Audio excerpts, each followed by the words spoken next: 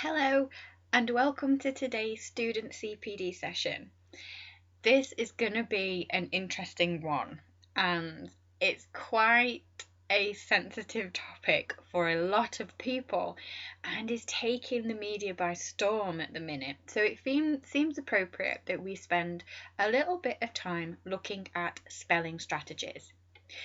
As I've mentioned in a video recently, academic writing is really important and inaccurate spellings do form a part of that.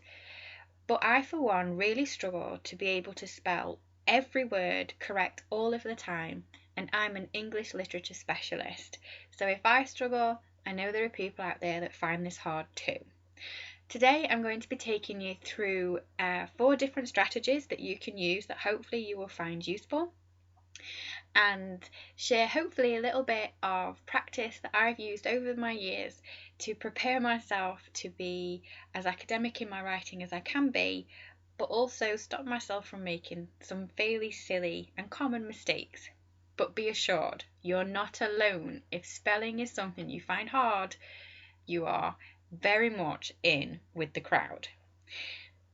One example of this can be demonstrated in a recent Twitter fest that is taking place. There are an awful lot of competitions that take place on social media, and for any teachers or potentially students, there's a lot that involve stationery giveaways. So you retweet and you're in with a chance of winning a huge bundle of stationery. Now, the problem with this is that stationery, ARY or ERY, which one is it? One means to keep moving, the other one is pens and paper and pastel highlighters. And let's face it, we all know which one we're referring to. We want the pastel highlighters. So in Twitter land, there has been an awful lot of people get very angsty about the fact that teachers have made this mistake. They've made the spelling meaning immovable, and actually they should have used meaning pens, paper and pastel highlighters. Now, this debate has sparked some interest because it suggested that teachers should be the experts, and especially when they're writing public posts, that it should be perfect. And it created this response from Mr. Pink, who is a particularly inspiring teacher. If you can find him on Twitter, I would actively encourage you to follow him.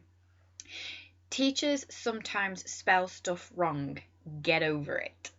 And I think this is the problem.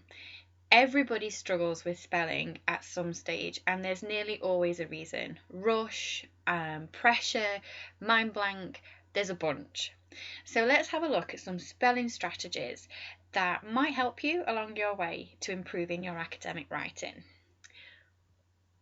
The first one, I have to admit, is one that I love, and I see it a lot in marking. You see students who have desperately tried to have a go at spelling something.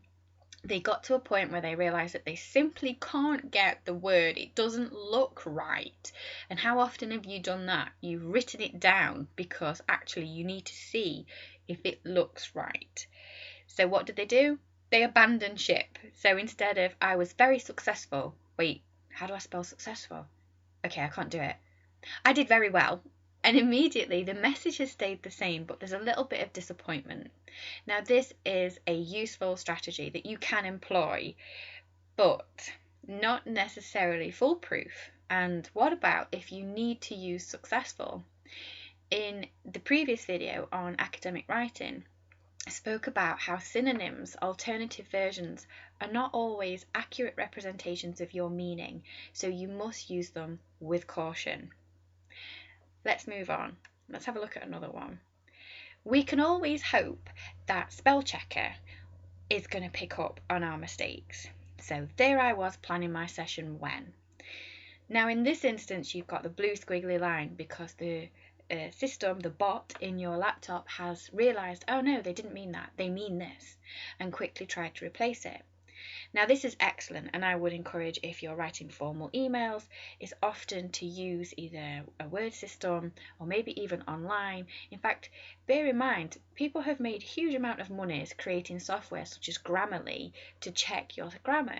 The problem there, of course, is that often these systems are American and they use American versions of spelling. So useful, yes, but again, always foolproof? Not so much.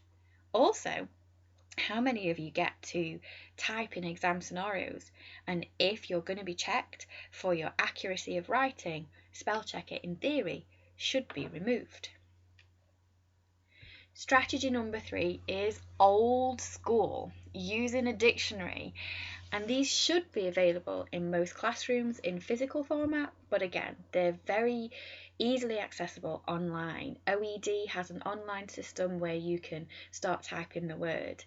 Often you start typing the word and Google will help you out. It will predict what you're going to ask and give you the spelling, which is just another way, another strategy that you can use.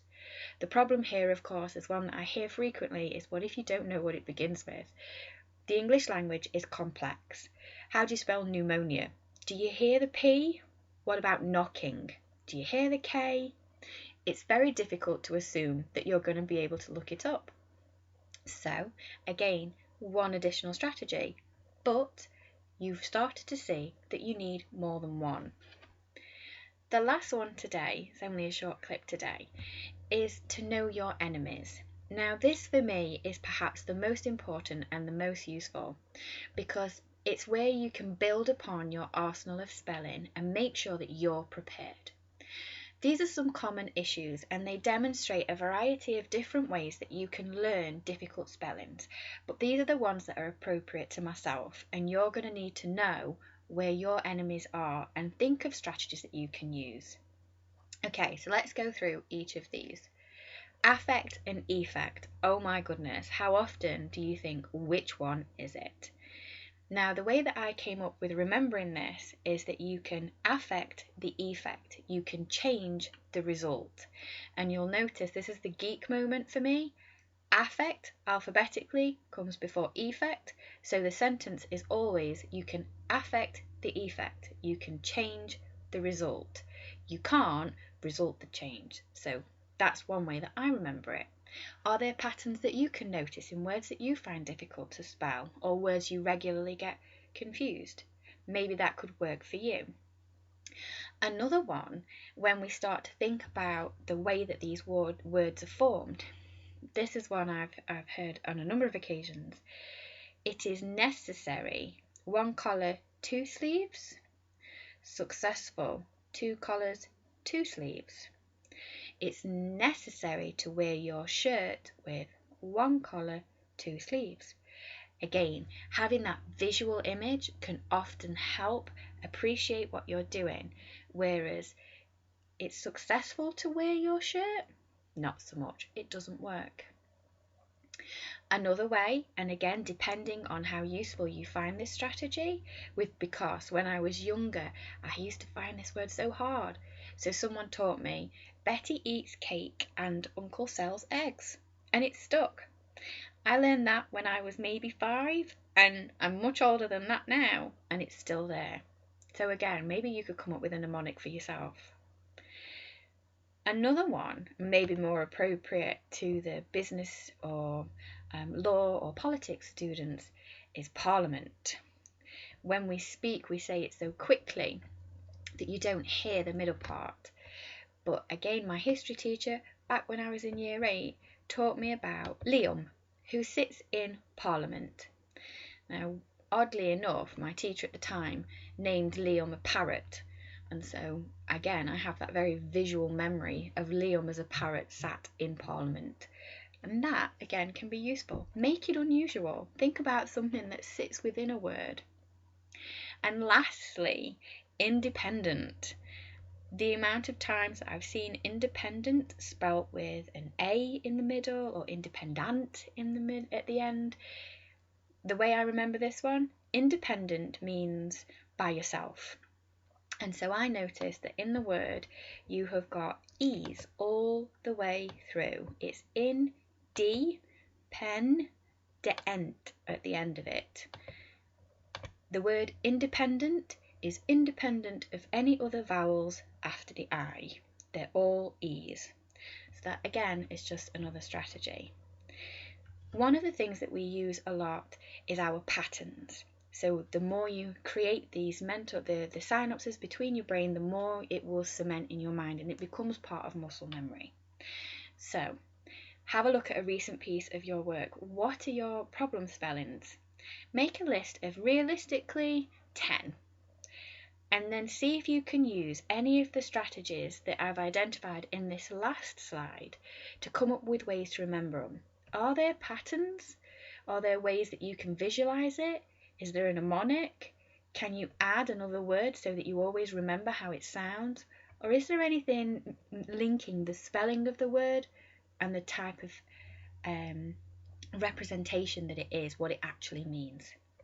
I would be really curious to see how you put these together because, as I said at the beginning, you're not on your own. And so let's share these new ways of coming up with spelling different words so that everyone can benefit.